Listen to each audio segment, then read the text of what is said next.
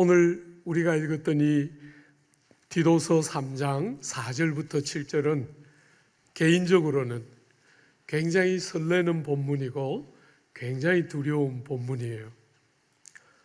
하나님의 복음이 굉장히 풍성하게 녹아있는 너무너무 귀한 본문인데, 이런 본문들을 다룰 때마다 늘 눌림이 있는 것은 이 본문의 내용을 충분히 잘 열 수가 있을까? 사랑하는 귀한 회중들이 이 본문이 가르치는 그 풍성함 안으로 그치지 않고 함께 들어갈 수 있을까? 복음이 그저 우리가 복음을 안다 하는 것에 그치지 않고 그 부요와 그 많은 아름다움을 성도로서 이 땅을 살아가는 동안 꾸준히 변함없이 경험하고 누리고 체험하고 참여하는 그런 일들이 가능하도록 성도들에게 어떻게 이 귀한 복음을 전할 수 있을까? 설레지만 상당히 많은 프레셔가 이런 본문들을 다룰 때는 있게 돼요.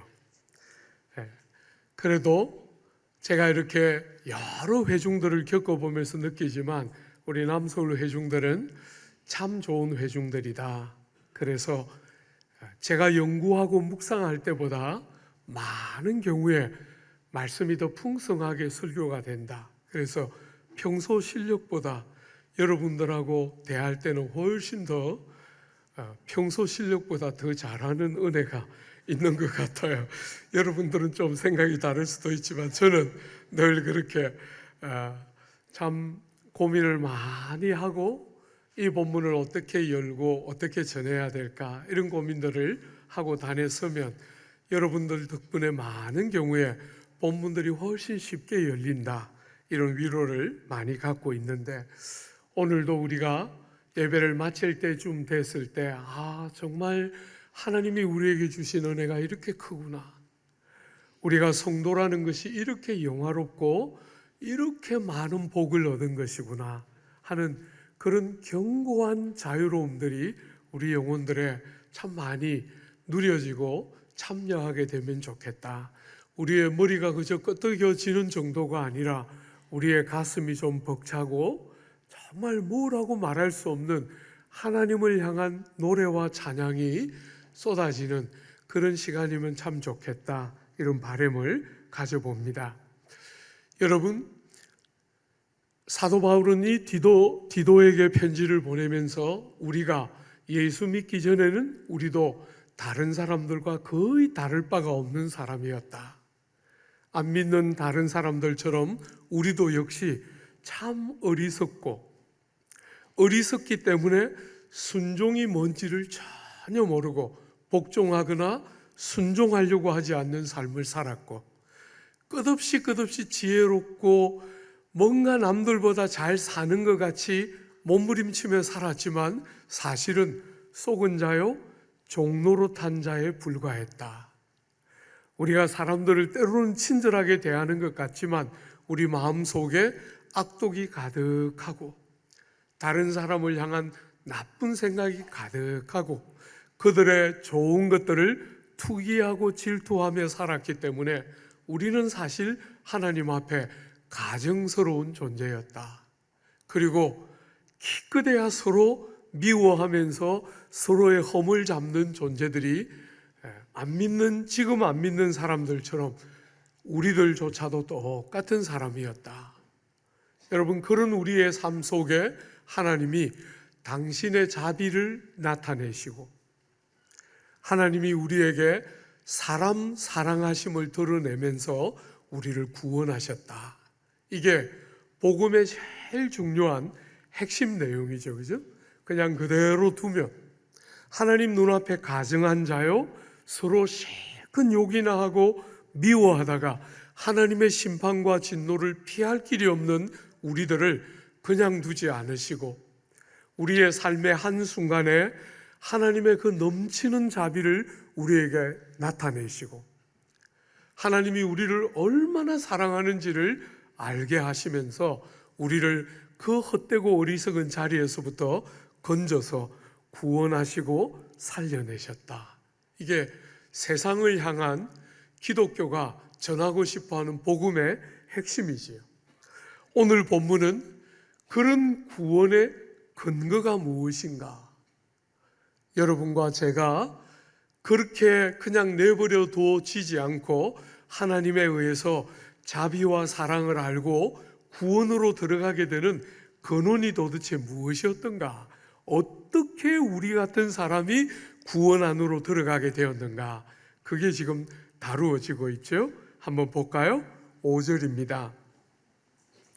5절에 우리를 구원하시되 우리가 행한 바 의로운 행위로 말미암지 아니하고 오직 그의 긍휼하심을 따라 하셨다. 여러분, 신앙생활을 해보신 분들은 굉장히 익숙한 표현이죠, 그죠? 우리를 구원하시되 우리가 행한 바 의로운 행실에 근거하지 않으시고 하나님이 우리를 긍휼히 여기심에 근거하여 구원하셨다. 복음의 어떤 면에서 심장과 같은 내용이라 할 수 있겠죠. 여러분과 제가 선하기 때문에, 여러분과 제가 의로운 삶을 많이 살았기 때문에 우리를 구원하신 것이 아니고, 사랑하는 여러분, 여러분과 제가 의로워서 뭔가 자격을 갖추었기 때문에 구원을 받은 것이 아니고, 하나님이 당신의 풍성한 긍휼을 따라서 우리같이 자격 없는 자들을 구원하시고 살리셨다.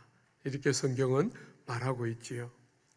여러분, 우리의 구원의 근거, 우리가 구원받고 하나님의 백성이 되고 성도가 되고 심판을 면하고 천국에 가게 되는 그 모든 뿌리, 근거는 우리 안에 있는 것이 아니고 우리가 뭔가를 행해서 자격을 구비한 것이 아니고 우리가 뭔가 공로를 세워서 하나님의 마음에 어필할 만한 뭔가를 행했기 때문이 아니고 그런 방식으로는 아무도 구원에 들어갈 수가 없다는 거예요.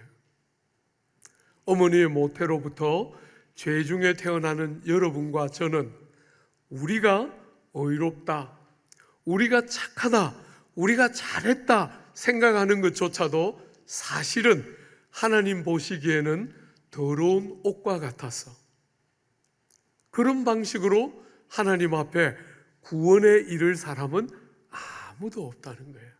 우리의 어두운 눈으로 볼 때는 뭔가 내가 남들보다 좀 나아 보이고 뭔가 남들보다 더 제대로 사는 것 같아 보이지만 하나님의 밝은 빛 앞에서 보면 더러운 옷과 같아서 말할 거리도 없는 이유일 뿐이라는 거예요. 사랑하는 여러분, 우리가 자라왔던 이 조국 사회의 종교 전통은 지성이면 감천이에요. 그래서 정한수를 떠놓고 어딘가에 있을 그 절대자를 향해서 정성을 기울이다 보면 신적인 존재가 감동을 받아서 복을 주는, 그것이 우리가 오랫동안 가져왔던 종교 전통이기 때문에 한국 사람들은 복음을 믿고 나서도 어리석게 자꾸 그 길로 돌아가려고 하는 경향이 있어요. 우리가 행한 의로운 행실, 우리가 뭔가 은혜를 받을 만한 자격과 조건을 구비해야 한다, 이런 생각들을 굉장히 많은 사람들이 은연중에 하고 복음을 처음 접할 때, 예수를 처음 믿을 때 너무 감격하면서 그 진리를 받아들이면서도 금방 우리의 익숙한 과거의 전통인 지성 들여서 하나님의 마음을 감동시키고 뭔가를 타내고 하나님이 주신 은혜와 복을 유지하는 게 신앙생활인 것처럼 생각하니까 신앙이 너무 어려운 거죠. 그렇게 살면 하나님이 주시는 희락과 감격이 뭔지를 전혀 누릴 수가 없어요. 그저 신앙생활이라고 하기는 하는데 목 졸리고 억눌리고 좌절하고 낙심하는 것의 연속일 뿐이지요. 사랑하는 여러분, 제가 한 번씩 여러분들에게 말하지 않습니까? 저는 결손 가정에서 이렇게 컸기 때문에 아내를 만나기만 하면 정말 잘해줄 자신이 있었어요. 예. 그래서 한 번씩 아내랑 데이트할 때 아내가 저보고 당신은 내 손에 물도 한 방울 안 묻힐 것 같이 그렇게 말한다. 그러면 제가 마음속으로 틀림없어요, 이렇게 생각했어요. 근데 결혼하자마자 몇 달 되지도 않았는데 그 소중한 한 사람의 필요를 전혀 채우지 못하는 저를 금방 봤어요. 금방. 그렇게 소중하다, 너무너무 소중하다 생각했는데도 사랑하는 여러분, 그 사람이 필요로 하는 게 뭔지도 모르고 그 사람의 필요를 진실하게 채우는 것은 전혀 할 줄 모르는 너무너무 어리석은 저를 쉽게 금방 발견했어요. 여러분, 그때부터 약간씩 깨달음이 주어지더라고요. 사람의 마음 하나도 제대로 맞출 줄을 모르는 저 같은 사람이 하나님의 마음을 감동시켜서 뭘 타내는 것이 신앙생활이라면 그건 죽음이지요. 사람 하나도 제대로 마음을 맞출 줄을 몰라요. 자식들, 부모들, 이렇게 소중한 남편과 아내, 이 무수한 사람들이 주변에 있는데도 그 사람 마음 하나를 제대로 맞출 줄을 모르는 여러분과 제가 하나님께 뭔가 비율을 맞추어서 뭔가 우리가 원하는 것을 타내는 것이 우리 신앙생활이라면 그건 바로 죽음이죠.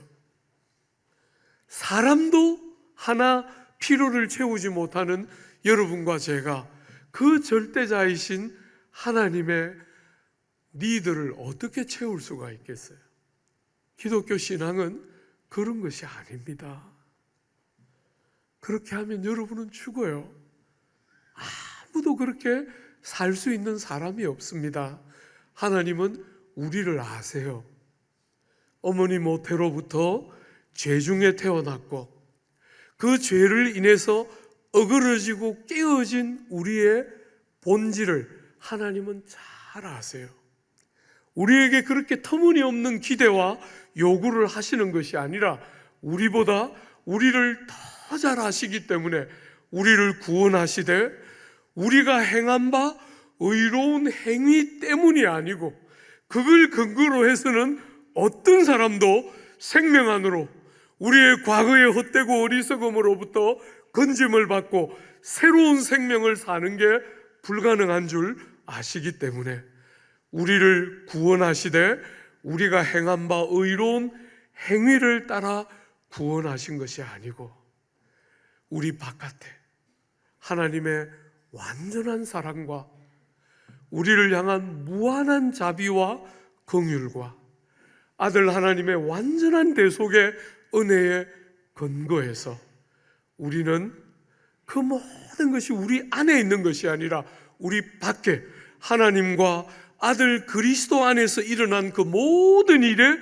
근거해서 우리를 구원하셨다. 이게 성경이 이렇게 끝없이 자기를 바라보고 자기의 공로를 주장하고 자기가 뭔가 다를 거라고 믿는 세상을 향해서 변함없이 그런 방법이 아니라 그런 것으로 불가능한 인생들인 줄 아시는 하나님이 우리를 우리의 행위를 따르지 않고 아버지 하나님의 그 풍성한 사랑과 성품을 따라 아들 하나님의 모든 오심과 고난보심과 돌아가심과 부활하신 아들 하나님이 행하신 모든 공로에 근거해서 우리가 아니라 그 하나님과 아들 하나님 안에 있는 모든 공로에 근거해서 우리를 구원하셨다. 성경은 그렇게 말하고 있는 것이에요.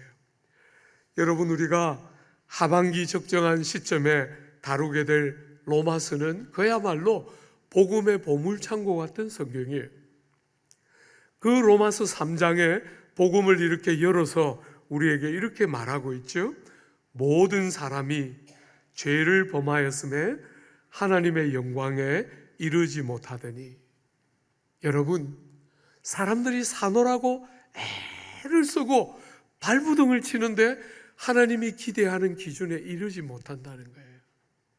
어떤 사람도 하나님이 기대하는 그 창조의 목적에 이르지를 못하고 살아가고 있다는 거예요. 하나님의 영광에 이르지 못하는 그 사람들을 향해서 그리스도 예수 안에 있는 속량으로 말미암아 하나님의 은혜로 값없이 의롭다 하심을 얻은 자 되었느니라. 그런즉 자랑할 데가 어디냐? 있을 수 없느니라. 무슨 법으로냐? 행위로냐? 아니라 오직 믿음의 법으로 이니라.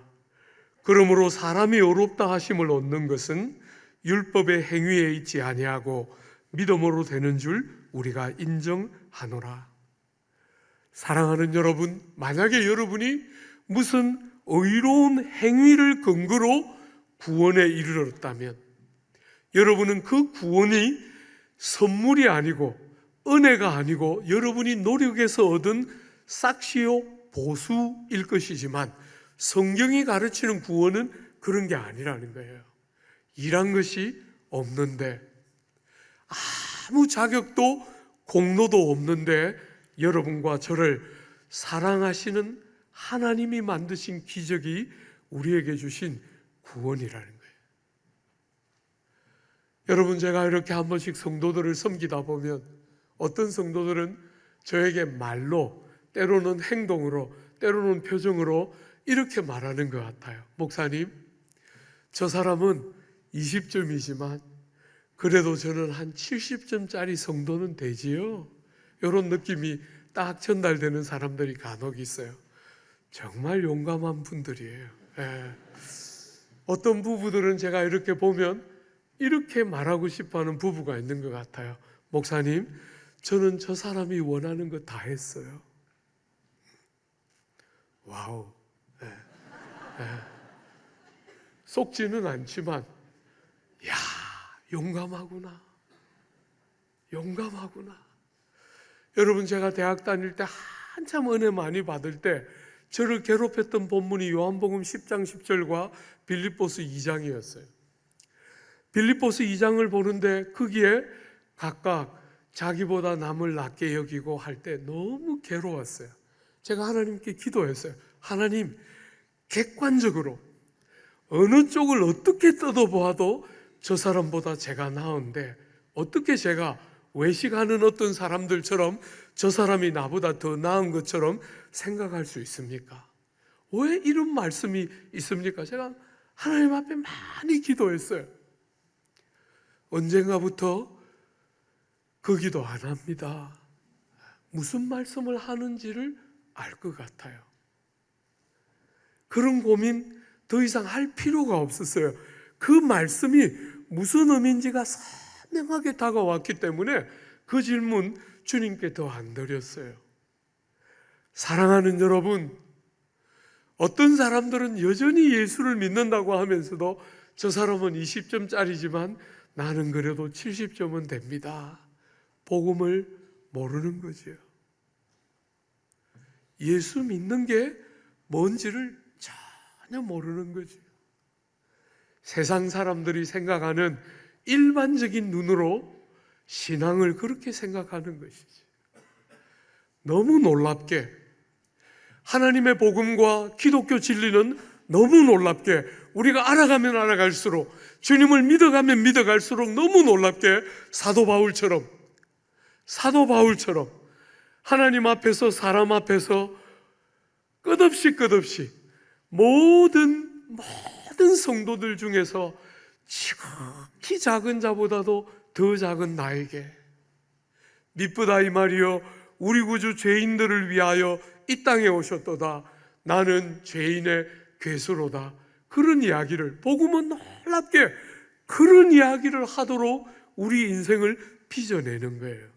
다 잘난 체하고 남들보다 다 훌륭하다고 믿고 다른 사람보다 나는 다르다고 믿는 것이 세상에서 성공이라고 여기는 이런 세상에 복음 진리는 너무너무 놀랍게 알아가면 알아갈수록 하나님의 그 은혜가 너무 크고 놀랍고 내가 어떻게 이런 복과 은혜를 받게 되었나? 상상이 되지 않을 만큼 은혜는 크고 많은데 나는 자격이 없는 것이 세월이 가면 갈수록 더 많이 보이는, 그래서 무수한 믿음의 사람들이, 어거스틴 같은 교회 역사의 가장 위대한 인물이 돌아가시기 전에 그 참회록을 쓰는 거 아닙니까? 교회가 하는 가장 위대한 성자 같은 인물이었는데 참회록을 썼어요. 그리고 죽음의 그 병상에 누워서 시편에 나오는 무수한 회개의 기도를 주님 앞에 올려드리면서 나 같은 사람이 이 구원의 반열에 참여할 수 있다는 것에 대한 끝없는 감격들을 그렇게 올리면서 주님 품으로 갔던 것이 모든 시대를 살았던 믿음의 사람들의 공통점이에요. 근데 목사님, 저 사람은 20점, 나는 70점. 뭔가 지금 번지수를 읽고 있는 것이지. 목사님, 저는 저 사람이 원하는 거 다 하면서 살았어요. 마음이 막 무너지는 거 있죠. 무슨 말을 하는지를 모르는구나. 우리가 예수를 믿는다 할 때 그 이야기가 무슨 말인지를 모르는구나. 눈이 열리면서 우리 같은 사람들을 사랑하시고 자비와 긍휼을 베푸시는 아버지에 대해서 우리의 마음이 어떤 자리에 있는 것이 신앙생활을 하는 것인지를 전혀 모르는구나 하는 아픔들을 한 번씩 느끼게 돼요. 그런 자매나 형제가 있으면 안 됩니다. 절대로 안 돼요. 너무나 귀한 선물들을 받았는데 세월이 갈수록 미안할 뿐이지요. 이렇게 귀한 사람을 주셨는데 이렇게 소중한 자식들을 자격 없는 우리들에게 선물로 주셨는데 세월이 갈수록 너무 죄송하고 감사하고 너무 미안하고 마음 아프고, 그런 희한하게 하나님의 은혜에 대한 감각은 우리의 눈을 그렇게 열어가면서 우리를 빚어내고 다듬어가는 영광을 보게 돼요. 사랑하는 여러분, 이 귀한 진리를 7절은 다시 이렇게 표현해요. 제가 참 성경을 연구할 때 이런 게 제일 행복한 거 있죠. 이 구원을 이렇게 한 번으로 정의를 못하는 거예요. 얼마나 풍성하고 얼마나 크고 얼마나 많은지 어떤 한두 단어로 구원을 정의할 수가 없기 때문에 또 다른 표현을 써서 이 귀한 구원을 이렇게 표현하고 있어요. 7절 한번 보세요. 우리로 그의 은혜를 힘입어 의롭다 하심을 얻어 영생의 소망을 따라 상속자가 되게 하려 하심이라. 여러분과 저를 구원하시되 우리가 행한 바 의로운 행실로 구원한 게 아니라 하나님의 긍휼로 구원하셨다. 그렇게 복음을 5절은 설명했는데 오늘 7절은 우리를 의롭다 하시되, 여러분, 이 구원을 받았다 하는 표현을 다양하게 다른 형태로 표현하는데 그 중에 하나가 의롭다 여기심을 받았다. 우리를 의롭다 하시되, 여러분, 의롭다는 말이 무슨 뜻입니까? 하나님 보기에 올바르고 참되다 이런 뜻이죠. 그죠? 우리를 하나님 딱 보시면서 우리를, 너는 정말 바른 사람이야, 너는 옳은 사람이야, 너는 참 제대로 사는구나, 이렇게 우리를 보시는데, 우리를 어렵게 하시는데 어떻게 하신다고요? 하나님의 은혜로 말미암아, 그리스도 예수의 은혜로 말미암아 우리를 어렵다 하신다.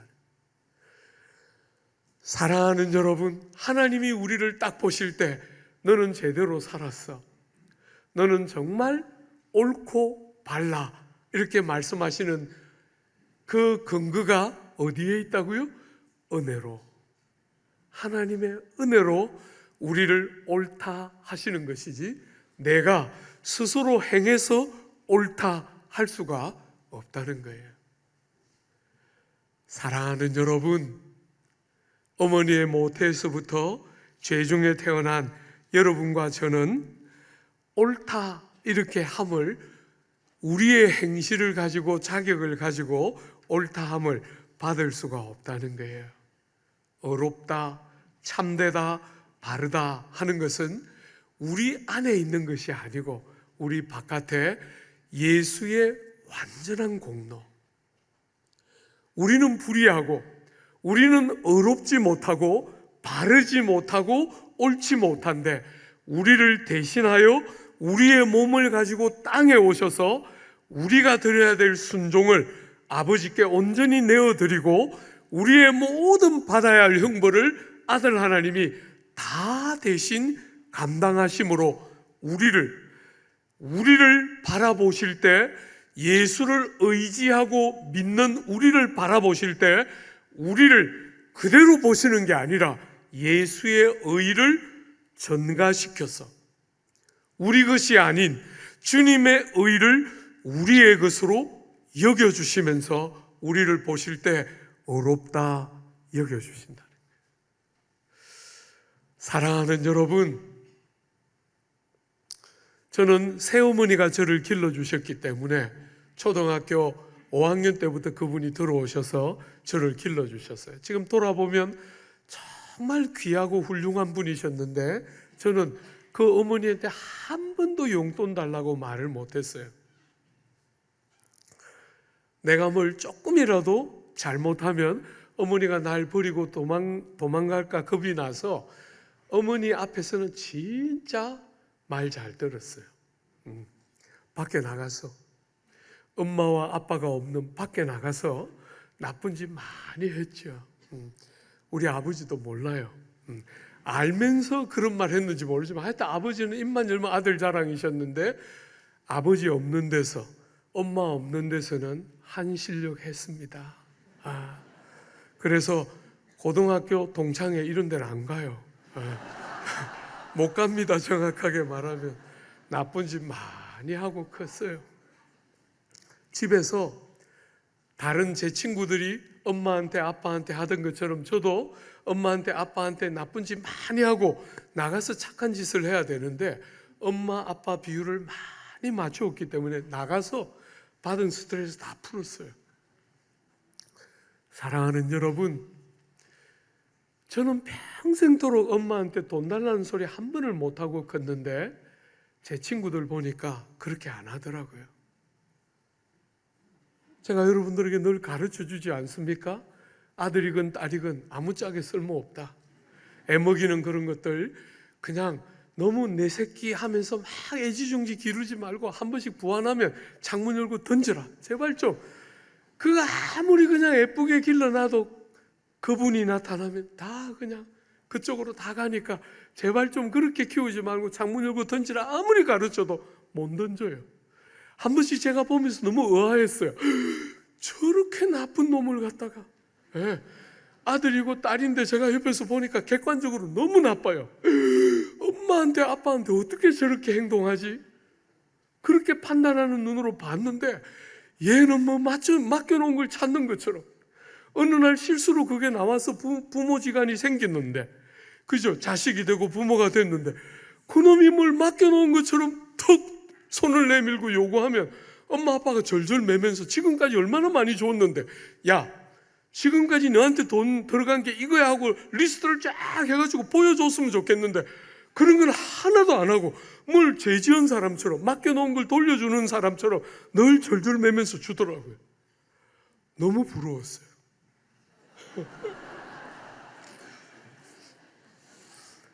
사랑하는 여러분, 사랑 때문에 아무리 그러지 말라 그래도 사랑 때문에 부모가 자식을 못 이기는 거잖아요. 아무것도 맡겨놓은 게 없는데 그렇게 당당하게 요구하고 그렇게 엄마 아빠 안 보는 데서 나쁜 짓 해놓고 그냥 엄마 아빠 앞에 너무너무 당당한 자식처럼 이거 요구하고 저거 달라 하고 떼쓰고 떼굴떼굴 구르고 하는 친구들 볼 때 정말 부러웠어요. 사랑하는 여러분, 여러분 신앙생활 어떻게 하고 있습니까? 하나님이 우리의 행한 바 의로운 행위에 근거해서 우리를 옳다, 의롭다, 제대로 산다 이렇게 하지 않으시고 예수의 완전한 공로를 우리에게 적용시켜 주시면서 아무 자격 없는 우리를 상속자 삼아 주시고 자녀 삼아 주셨다. 성경은 그렇게 말하는데 많은 사람들이 마치 제가 어릴 때 자랐던 것처럼 하나님의 눈치를 보면서 주눅들어 하면서 자신 없어 하면서 끝없이 아들됨이라는 것을 그냥 종교적인 개념인 것처럼 여기면서, 사랑하는 여러분, 제가 우리 친구들 보면서 늘 느꼈던 단어예요. 뻔뻔스러운 담대함. 저것들은 도대체 어디서 저런 게 나나 너무너무 부러웠어요.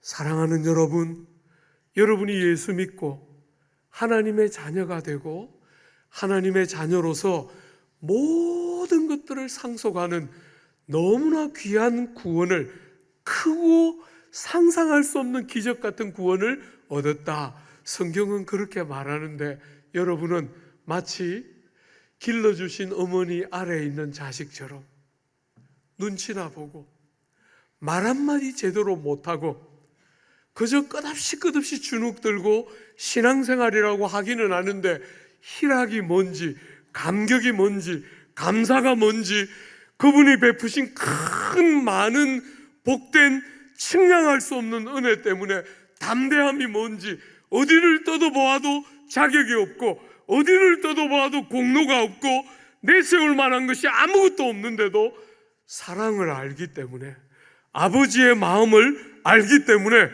뻔뻔스럽지만 담대한 담력을 가지고 자녀처럼 은혜의 보좌 앞에서 아버지 하고 부르는 게 뭔지 여러분 아십니까? 한 번씩 성도들을 돕다 보면 성도들이 저보고 이렇게 말해요. 목사님, 저같이 나쁜 사람도 있습니까? 저같이 나쁜 사람도 있습니까? 이런 이야기 한 번씩 저에게 해요.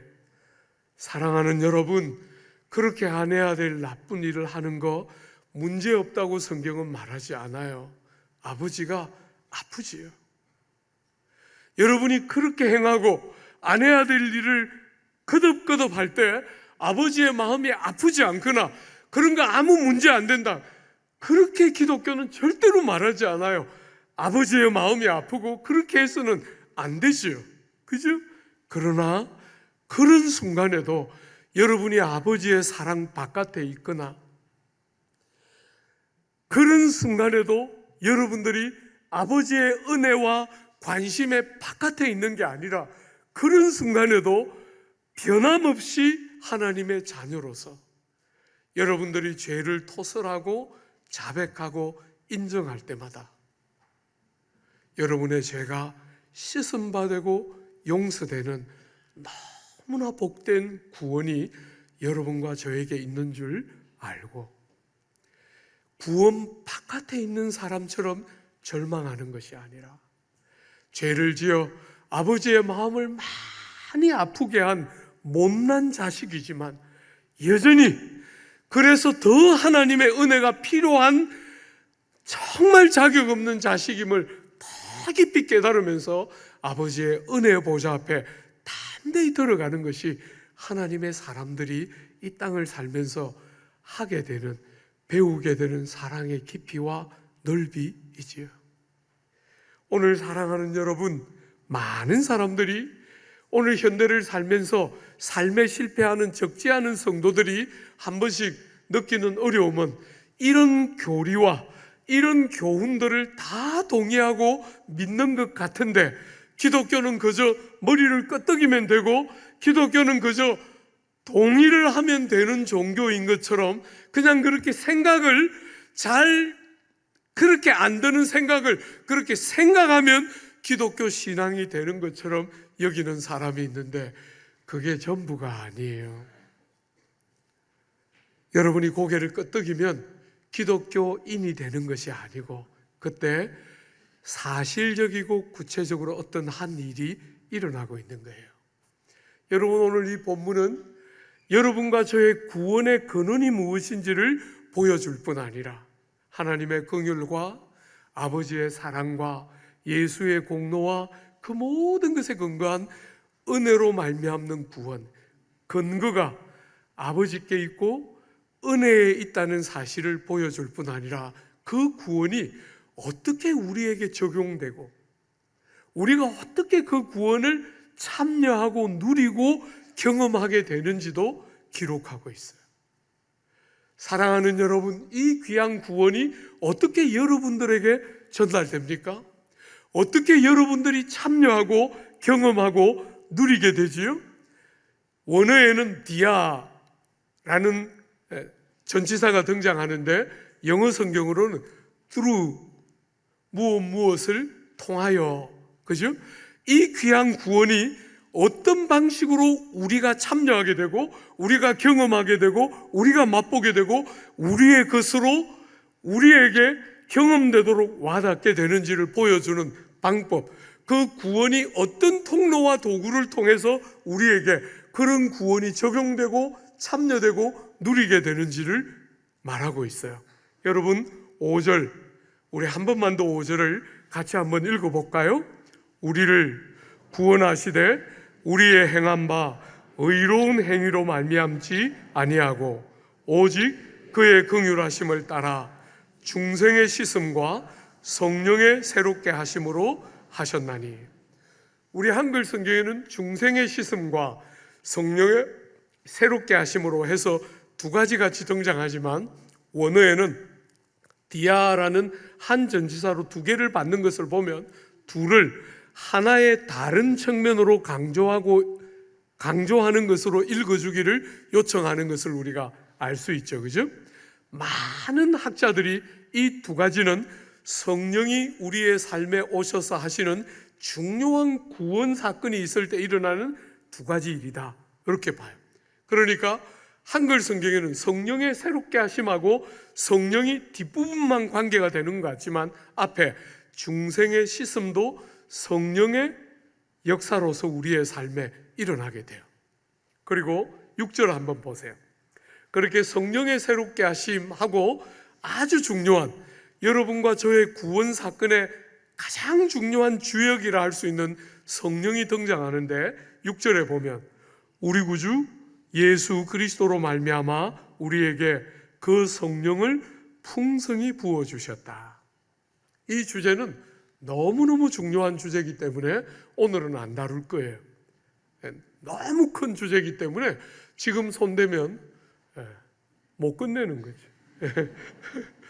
그래서 이 주제는 따로 떼서 다루게 될 거예요. 하나님의 성령이라는 주제는 오늘 어떤 면에서 조국교회 성도들이 삶에서 실패하는 제일 중요한 주제 중에 하나예요.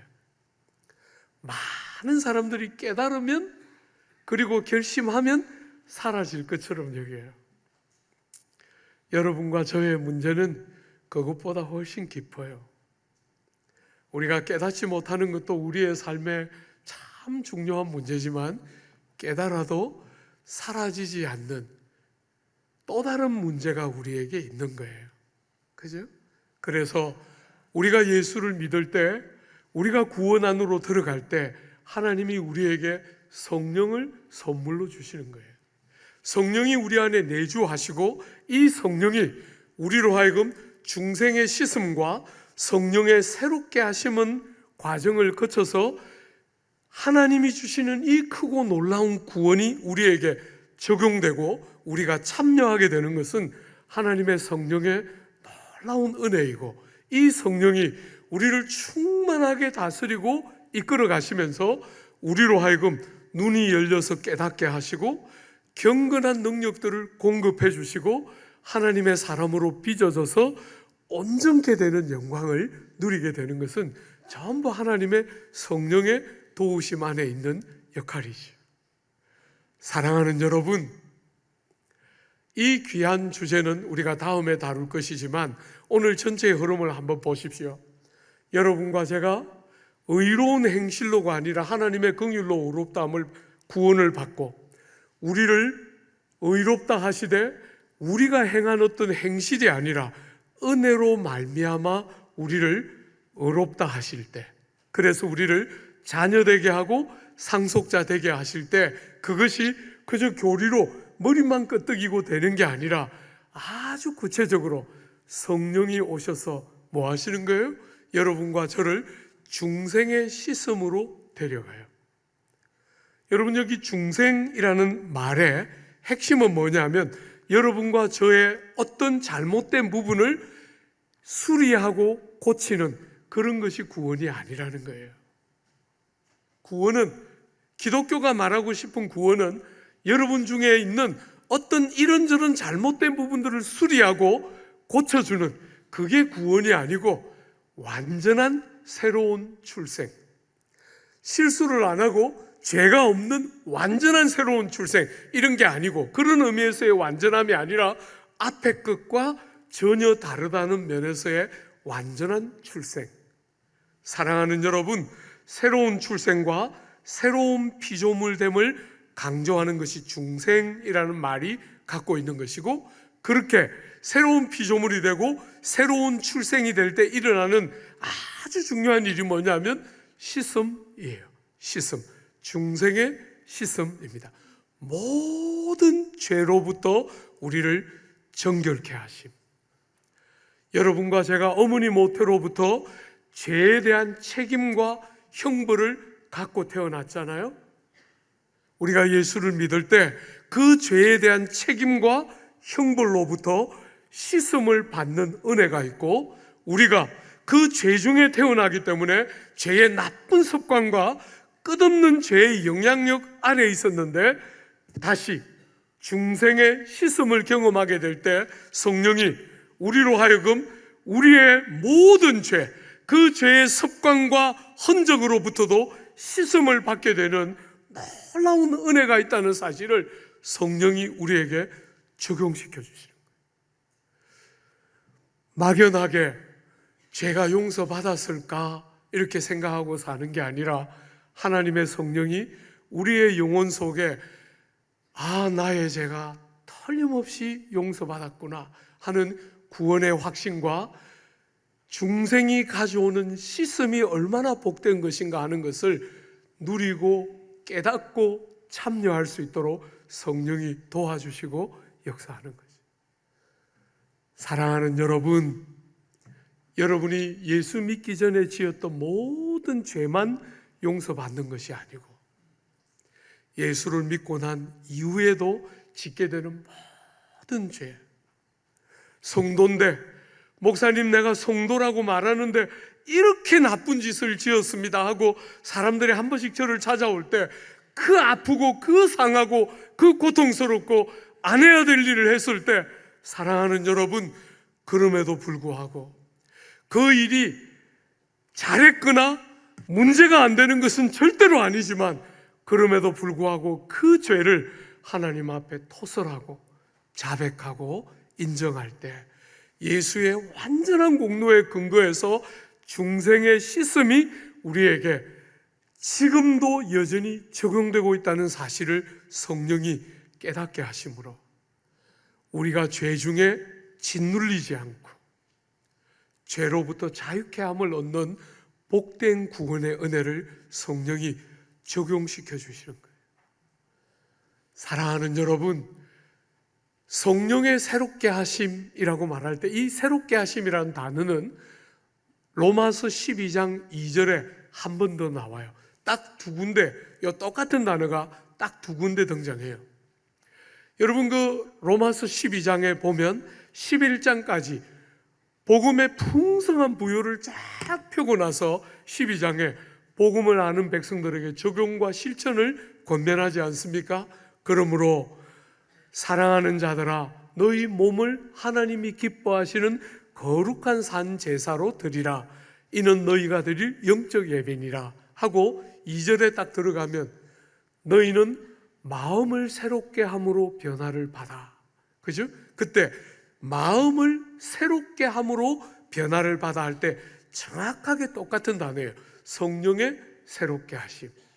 여러분, 마음이 새로워진다 할 때 핵심이 뭡니까? 개가 천선에서 좋은 마음을 많이 갖는다. 우린 자꾸 그렇게 생각하는데 그게 아니라 관점이 달라지기 시작하는 거예요. 보는 눈이 열리기 시작하는 것이요, 가치관과 세계관이 달라지는 것입니다. 마음이 새로워져서 관점이 달라집니다. 여러분, 세상 사는 동안 돈이 제일 가치 있다, 학벌이 제일 중요하다, 조국 사회는 대부분 그 이야기를 하면서 사는 사회인데, 우리도 똑같이 그렇게 살다가 성령의 새롭게 하심, 우리에게 주신 새 피조물됨과 일부를 수리한 게 아니라 전부를 새롭게 하신 그 우리의 새로운 출생에 너무나 어울리도록 우리를 끝없이 새로운 질서에 맞도록, 새로운 생명에 맞도록 우리를 빚어가시는 그 성령이 눈을 바꾸어 내면서 다른 가치를 발견하게 되는 거예요. 돈, 성공, 학벌 이렇게 말하는 이 세상 속에 다른 가치로운 게 보이기 시작하는 거죠. 그러면서 하나님의 말씀을 분별할 줄 알고, 이 어리석은 세상 속에 하나님의 뜻을 분별할 줄 알고, 분별된 하나님의 뜻에 순종하기 시작하고, 그렇게 말씀에 순종하기 시작하자 하나님의 성품이 만들어지기 시작하고, 이 하나님의 성품이 삶과 행실과 표정과 구석구석에 드러나기 시작하는, 이것이 기독교가 가르치는 구원의 핵심이죠. 천국에 특별히 하는 게 아니라, 어떻게 여행 운이 좋아서 벌 안 받고 천당에 가는 것이 구원의 전부가 아니라, 우리를 원래 창조하셨을 때 우리를 데려가고 싶어 했던 창조의 목적이 구원받은 하나님의 백성들에게 내면에서부터, 인격과 성품에서부터 삶 구석구석에 묻어나고 드러나기 시작하는, 바로 그것이 기독교가 가르치는 구원의 핵심이에요. 사랑하는 여러분, 복음이 너무너무 어그러진 시대를 우리는 살고 있어요. 어지간히 신앙생활을 했는데도 예수 믿는 게 뭔지를 제대로 정의도 할 줄 모르는 무수한 사람이 있는 이 조국 교회 안에, 사랑하는 여러분, 그저 착한 일 한두 가지를 하면서 그래도 내가 뭔가 좀 괜찮은 사람이 아닐까 하고 스스로를 위로하는 그런 것은 정말 밑이 다 깨어져 있는 독에 물 붓는 것과 같은 것이에요. 그런 것은 여러분을 참된 경건한 능력으로 데려가는 게 아닙니다. 기독교의 구원은 시간이 좀 더딘 것 같아도 여러분의 생각을 바꾸고 내면을 바꾸고 사람의 인격을 바꾸고, 그 인격이 묻어있는, 내면의 진정한 고백이 묻어있는 하나님을 영화롭게 하고 이웃들의 유익을 위하여 자기를 희생하는 것이 위로가 되고 기쁨이 되는, 창조의 목적을 따라 이 땅을 아름답게 제대로 살도록 우리를 구원하셔서 데려가는 것이지. 사랑하는 여러분, 막연한 종교성이 아니라 하나님의 형상을 따라 다시 창조함을 받은 하나님의 백성들처럼 여러분의 삶에 주님의 성품이 많이 묻어나고 하나님을 많이 닮아가는 정말 복된 구원의 영광이 뭔지를 아는 성도다운 복된 삶, 여러분 모두의 삶에 풍성이 넘치기를 기대하고 축복합니다.